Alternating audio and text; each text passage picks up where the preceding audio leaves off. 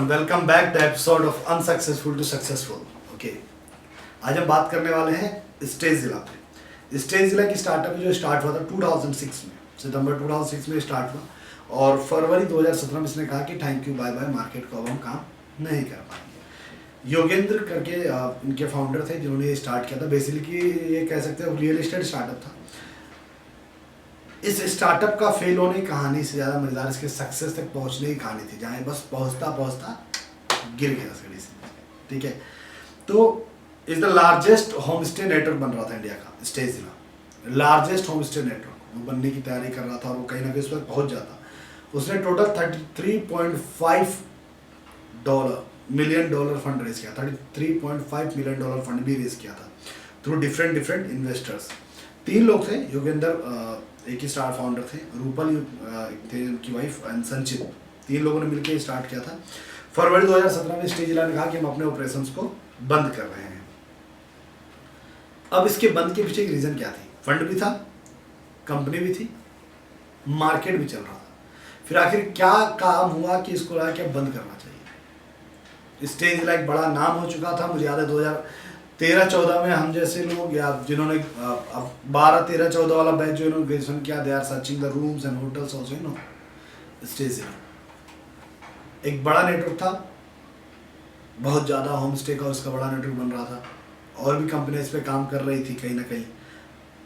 तो कई सारी कंपनियां काम कर रही थी इस पे, like Airbnb is also working the home stay, but वो सक्सेस था। अब मेक माई ट्रिप है, गो वाईबीबो है, ये सब भी कहीं ना कहीं होम स्टे प्रोवाइड कर रहे हैं। और ये home stay stage like not only for one day, two days, also for hostels, like long day stay के लिए लोग रुक सकते थे। एक इतना बड़ा मार्केट, इंडिया का एजुकेशन मार्केट इतना बड़ा है, यहाँ न जाने हर शहर में कितने प्राइवेट हॉस्टल्स खुले हुए, कितने प्राइवेट होम स्टे चल रहे हैं।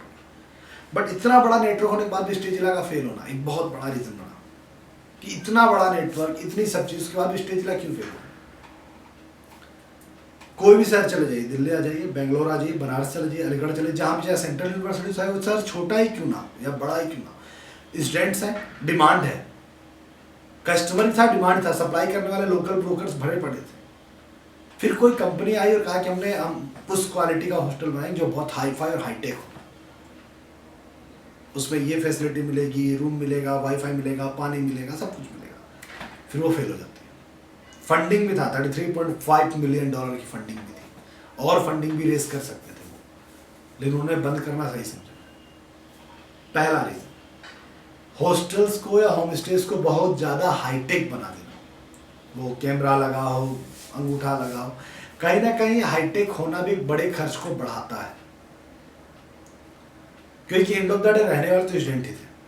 होम स्टे पे ज़्यादातर जो रहते हैं वो स्टूडेंट ही क्वालिटी है, या फिर जो कॉल सेंटर में काम करने आते हैं एक मिनिमम सैलरी, ये लोग ज़्यादातर रहते हैं होम स्टे में। फर्स्ट इंपॉर्टेंट पार्ट, बहुत ज़्यादा हाईटेक कर देना। दूसरा, हर होम स्टे में आदमी काम से ज़्यादा रहना, सफाई वाला अलग, खाना बनाने वाला अलग, खाना बनाने के चार्जेस अलग। ठीक है, वो टेक का देख के कैमरा देखना, ये देखना, सिक्योरिटी अलग।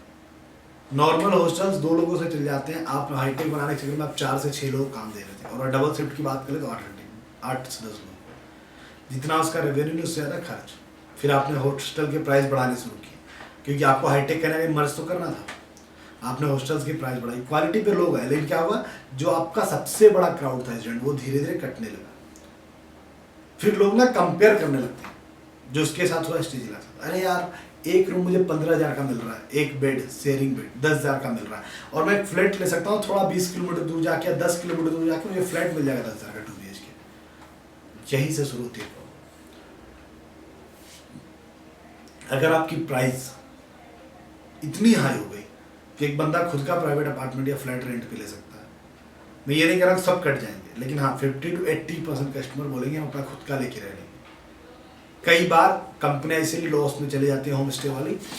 कई बार क्या होता है, मैं बताता हूँ, 2 दोस्त रह रहे हैं एक रूम में हॉस्टल में साथ में, लाइक स्टेज जिला में ही समझे 2 लोग रह रहे थे, दोनों ने आपस में बात करी, यार 15,000 मैं भी दे रहा हूँ, 15,000 तू भी दे रहा शेयरिंग का एसी रूम का। हम अगर फ्लैट ले ले 2 BHK या 1 BHK 10,000 में मिल जाएगा, एक रूम में ही तो रह रहे हैं। और यहीं से पॉइंट खराब है। पहला, हाईटेक करने की बहुत ज़्यादा गलती, जबरदस्ती उन्हें फील कराना कि एकदम बिल्कुल आपका जो हॉस्टल वो US वाला है।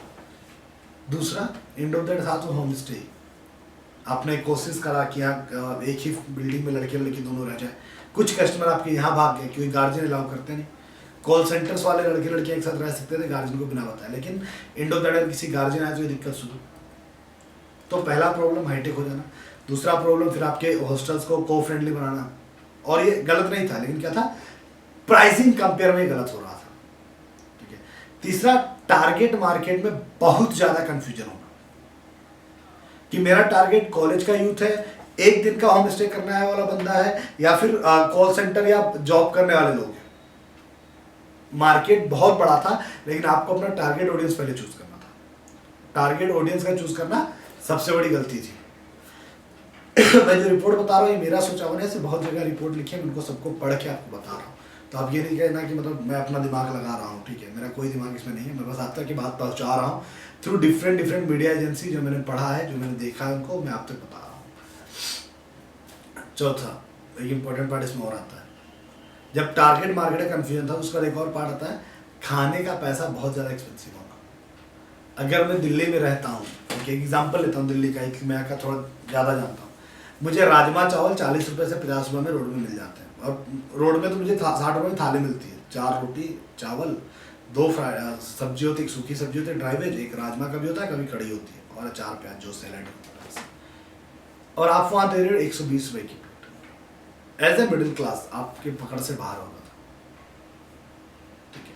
तो टारगेट मार्केट का कहीं ना कहीं गलत होना भी आपके लिए बड़ी प्रॉब्लम चैलेंज थी।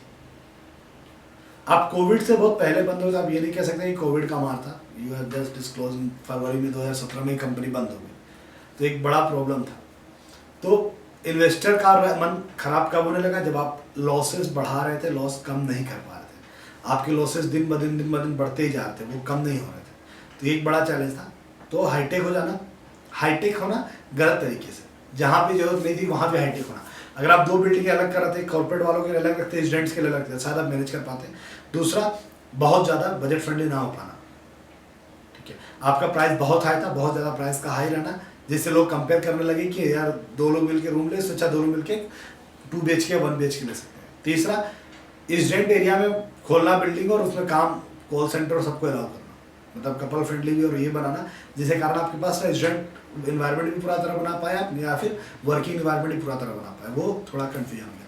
तीसरा, एक्स्ट्रा स्पेसेस के ज़्यादा और गलत तरीके से यूज करना। आपने गेम्स खेलने के लिए बड़े बड़े डेस्क लगा दिए, वो कर दिए, बहुत सारे गेम्स स्टार्ट कर दिए, और वो भी एक बड़ा पॉइंट बना कि ये कहाँ से काम करेगा, क्योंकि कहीं ना कहीं वो स्पेस का खर्च ज़्यादा था, मेंटेनेंस बढ़ गया, एसी की मेंटेनेंस, बिजली का बिल बढ़ गया। ठीक है। कुछ जगहों तो उन्होंने सेंट्रल एसी लगा दी, वो भी एक बड़ा कारण था बिजली का गिरना। ठीक है।